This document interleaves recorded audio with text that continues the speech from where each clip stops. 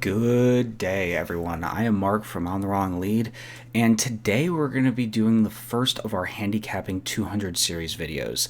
These are going to be slightly more advanced topics. They're going to be a little more in-depth and a little more nuanced, less foundational. They'll have more information, which, if you're somebody who's been handicapping for a while, hopefully you'll pick up some tidbits that you can add to your handicapping repertoire. So today we're going to be talking about how do they actually time a horse race. And this sounds like a stupidly simple thing to be talking about. How can there be anything, hard here or informational? Well, you'll find out more if you pay attention to this video, and I guarantee you will learn stuff that you did not know. So if you were to walk out and ask the average person on the street or the average casual race fan how do they time a horse race, they would tell you something along these lines. Well, there's a starting gate, all the horses get loaded into the gate. When the gate opens, the timer starts, the horses run to a finish line, the timer stops, and that's the length of the race between the starting gate and the finish line. And, well, that's just not quite true on a couple of things. So, how do they really time a horse race? Well, I like to explain this if we start at the finish line. So at the finish line of any racetrack, there is a light beam which shines across the track. Going up the track, every 1 furlong in distance, there's another light beam. Whenever a horse goes across this light beam, they trip the beam, and that time is recorded. You go back up the track to whatever distance we're running today. So let's assume we're running 1 mile. You would go back all the way up the track, 8 of those furlong poles, and that 1 mile distance trip light is what actually starts the gate. It starts the timer on the race when the first horse hits it and trips the light sensor. So the gate opening does not actually start the race. Why is this important? Well, I put a photograph here that I took at Saratoga, and hopefully you can see it okay in the video, and I'll try to hit it with my pointer here. This is at 9 furlongs, and Saratoga is a 9 furlong racetrack. You can see right here over on the right side of the photo, that's the actual start-finish line. Look where the gates are. Look at this distance. That's what's referred to as run-up. Run-up is the distance between the starting gate and the start of the race. So why inherently is run-up important? The reason is that's untimed distance, but it is still distance that horses have to run. And a lot of things can develop in that early part of the race, which can affect final times and final figures. So when you talk about run-up is normally most prevalent at the distance of the track. So let's say we're at Santa Anita at 1 mile. The 1 mile distance at Santa Anita tends to have a lot of run-up. At Saratoga, 1.125 miles. Gulfstream Park, 1.125 miles. Belmont at 1.5 miles. The reason for this is, if you think where the finish line is normally on a racetrack, it's at the end of the front stretch. That means that if we're starting at the distance of the track, at that start-finish line, the distance between when they pop the gates, they cross that imaginary start line, or I shouldn't say imaginary, the actual light gate that is the start line, and they hit that first corner is very short. So tracks like to give jocks a little more chance to settle their horse, a little more chance to get into a rhythm, and just sort out racing order so horses on the outside aren't 8 wide going into the first corner. Then that creates run-up. So how does run-up actually affect a race? 1 second. Well, if you think about it this way, we're going to do, I'm going to walk through a hypothetical 1 mile race at Santa Anita. Santa Anita at the 1 mile distance has a lot of run-up. And that run-up is oftentimes a little hard for the average handicapper to figure out. But how does it affect the end race dynamics? Well, think about it this way. We're running a 1 mile. We're going to just talk about 2 horses that are in the race. We're going to have a horse that is a need-the-lead speed ball that the jockey's going full send on. Maybe a horse that's coming out of shorter distance races or trying to stretch out, and that horse is going to be very hard sent as soon as the gates pop. And then we're going to have another horse that's in the race that is a grinder, runs consistent fractions, and that horse is going to be our winner. So let's assume that speedball on the front end runs a 22-second opening quarter, and that horse that is our grinder runs a 24-second opening quarter, so 2 seconds in distance across a quarter. At Santa Anita, at 1 mile in the dirt, it's very common to have up to a half furlong of run-up. That means if we're comparing these two horses, that horse that speedball that's going to get sent is going to cross the start line a half second before our winner horse does, the horse that runs the 24-second quarters. Now, you see this dynamic happen almost every day at every North American racetrack where there's a speedball that they're trying to stretch out. It's a very common occurrence. So how does that affect the finish? Well, that speedball horse is more than likely going to run 6 furlongs, tire, finish dead last. That grinder ends up winning the race. But if you think about it, the actual start of the race for that horse was the same time as that 6 furlong speedball, meaning that the winner actually started about a half a second behind the start line. The race starts for everyone at the same time. That first horse to cross that line triggers the start, but our winner hasn't even gotten there yet. So he's got about a half second before he gets there, assuming a half a furlong worth of run-up and 2 seconds in difference in the speed at which they run a quarter. What that does is it means that our finishing time ends up a half a second slower than it would have been otherwise.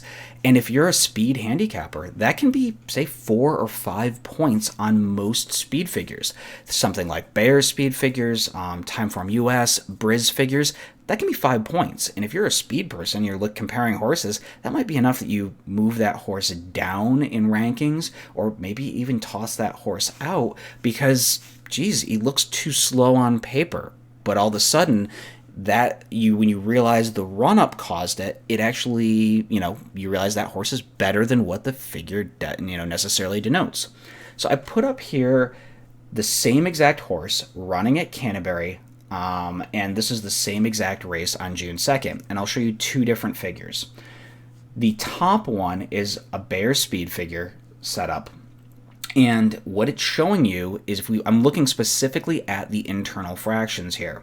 These fractions are on this horse itself. We're talking about the 6 horse, the fractions that 6 horse ran. The next one below it, and this is how I've started handicapping recently, is I use 2 different products. I use both the Bayer speed figures on DRF's formulator, and the one below is Timeform US figures. On Timeform, I can actually set the fractions to be the fractions of the lead horse, the horse that crossed each of those individual lines first. And if you look at this opening fraction, the leader ran a 24.22 opening quarter. This horse that ended up winning, if you look over here, this horse won, ran a 25.54 second quarter. So a second and a quarter slower, right? So that means that this 47 figure in Beyer speed figures, or this 72 in the Timeform figures, is actually quite a bit more than likely. Okay, let me step back here. There was a 78 foot of run up. This is also something you can turn on in the formulator figures. So that means with 78 foot of run up, this figure is much higher than, or should be much higher than it is posted here. It probably should be, let's say, a 50 or a 52, and this 72 should be a 75 or a 77, something along those lines. So that run up drastically affected the race. So what tracks have a lot of run-up and at what distances? The things you want to pay attention to and where you see run-up is the distance of the track itself. So like I said, Santa Anita is a 1 mile track. The 1 mile distance at Santa Anita is very much affected by run-up. Saratoga, 9 furlong track. Gulfstream Park, also a 9 furlong track, so a mile and an eighth. That mile and an eighth distance is the most affected by run-up. Belmont at a mile and a half, the Belmont Stakes distance is very often affected by run-up. And you have to sort of be cognizant of it. And it's nice that in some figures you can actually turn on run-up distance so you can get a better understanding. And also note that this run-up is not an absolute. Every time they place the gates, it's in a slightly different spot, and run-up sometimes can be sort of misrepresented in those situations. Where I see run up and where I sort of use it in my handicapping is a couple things. Know the tracks you play, know what distances are most affected by run ups. Obviously, you can turn on the run up figures in most speed figures, and pay real close attention to it. Where I will use run up is, I know, again, Santa Anita at 1 mile. I know, okay, this horse, ended up probably as a if I realize there's a big discrepancy between the leader and the horse that is in question today, I realize that figure probably should be a little higher, and I move that horse up a little bit in my head. The other one where I see run up being massively important is 5.5 furlong turf sprints. If you look at Saratoga, you look at Belmont, you look at Gulfstream, all three of those tracks are very prone to a situation where the 5.5 furlong start is well before, or the gate is placed well up the track, up to a half furlong. So 5.5 furlong race at Saratoga, for instance, is often closer to 6 furlongs. And sprinters can be extremely distance dependent. There are a lot of turf sprinters out there who can get 5.5 furlongs, but they just can't get 6 furlongs.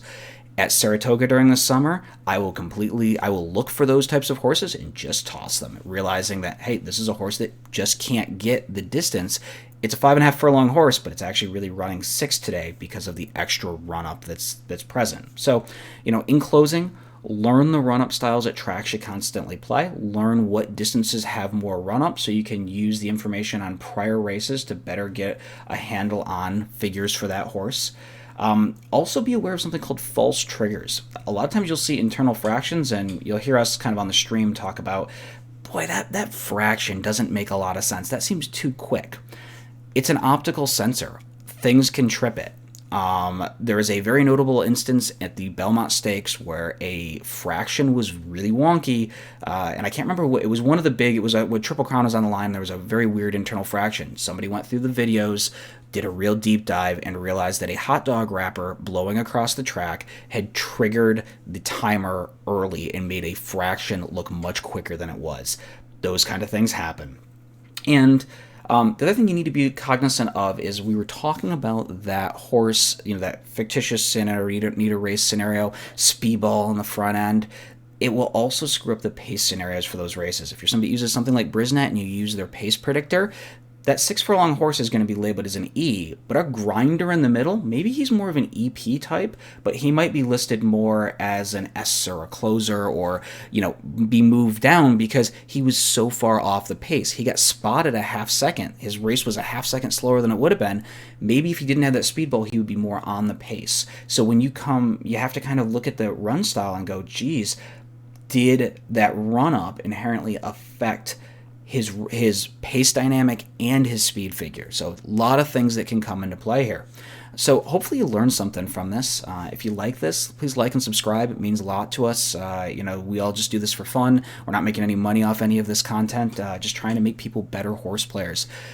Tune into our streams. We've been pretty religiously doing a Thursday at 8:30 Eastern stream where we talk about upcoming races, maybe play a little bit of live evening tracks. A lot of fun, pretty laid back, and hopefully you'll learn something from those as well. And if you happen to stumble upon this video and you've never watched a horse race before, I'm going to post in the description below a link to Josh, who did an absolutely amazing video talking about the 3 pillars of handicapping and how you need to incorporate them into your handicapping. This video is a lot more nuanced. His stuff is going to be a lot more beginner friendly. So till next time, good luck at the races.